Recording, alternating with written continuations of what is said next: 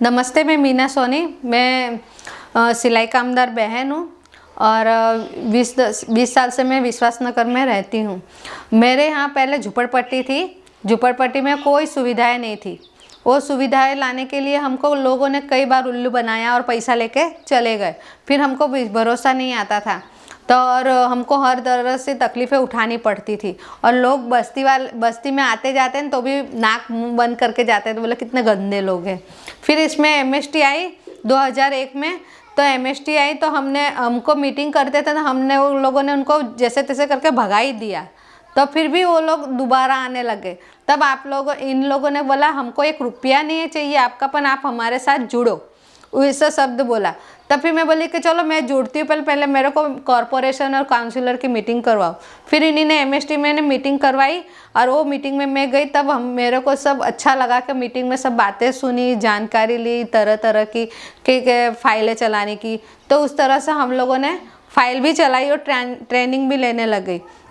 तब वो ट्रेनिंग में बाद में हमारे यहाँ पे 2003 में हमको 7 सुविधाएं मिली परिवर्तन योजना के अंतर्गत। तो वो सुविधाएं मिली। उसके बाद हमारा विस्तार, जैसे सोसाइटी लोग नाक बंद करके जाते थे ना, अब खुश होके जाते हैं। और फिर बाद में हमारे यहाँ सीएजी मंडल बनाया और सीएजी मंडल में मेरे को प्रमुख बनाया। और फिर मेरे पास समस्याएं आवे, मैं एमएसटी के पास जाती, उन लोग मेरे को सलाह देते, उस तरह से मैं काम करती किया। महामंडल में विकासनीय ग्रुप तैयार किया। उस विकासनीय ग्रुप में हमको बजट की, आरोग्य की, हेल्थ की सारी तालीमें देते थे। एक दिन मॉड ग्रुप की भी ट्रेनिंग करी।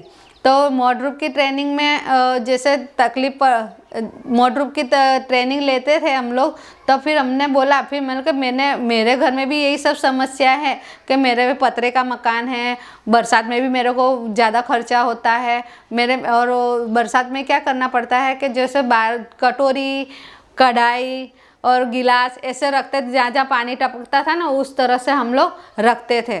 और फिर गर्मी में अपने पूरा रखते थे, घर में कंतान बिछा के और फिर पानी भरते थे। तो मेरे घर में बोलते हैं ना, मेरे मिस्टर को अस्थमा के लिए उनको बहुत तकलीफ़ पड़ती थी और मेरे को बार बार उनको एडमिट कराने पड़ता था दवाखाने में। तो अब मैं बोली कि ये मॉड ग्रुप की जैसे मैंने जब जानकारी ली तब मैंने उनको बोला, मैंने कहा ये ज़्यादा खर्चा है तो मैं कैसे करूँ, क्योंकि दावा भराने के घर की परिस्थिति ऐसी, दावा भराने का पैसा नहीं है तो ठंडक तो इससे कैसे होएगी।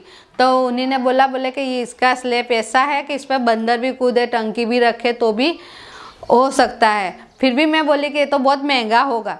तब वो बाद में इन्हीं ने ये बोले कि ये हफ्ते से हो सकता है। तब मैंने मेरा घर हफ्ते से करवाया।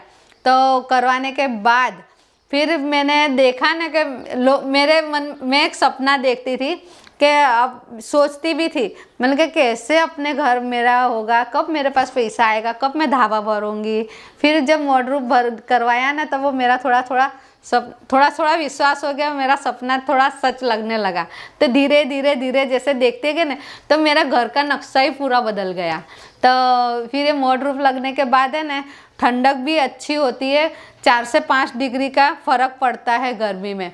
और फिर मेरे जो कूलर लगाती थी वो कूलर भी नहीं लगाना पड़ता है, मैं मिस्टर आराम से वो उनका जो बार बार गर्मी की वजह से जो जाते थे दवाखाने में एडमिट होते थे वो अब नहीं होते हैं।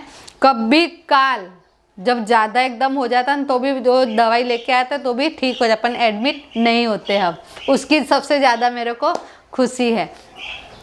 और मेरे दोनों बच्चे भी व्यवस्थित पढ़ते थे। मेरे बच्चों को लेके है ना, जब पहले मैं जाती थी झाड़ के नीचे बैठने, अब मेरे घर में लोगों के बच्चे आके पढ़ते गर्मी में। तो बोलते कि मीना दीदी के घर तो बहुत ठंडक है, चलो उधर ही चलते हैं।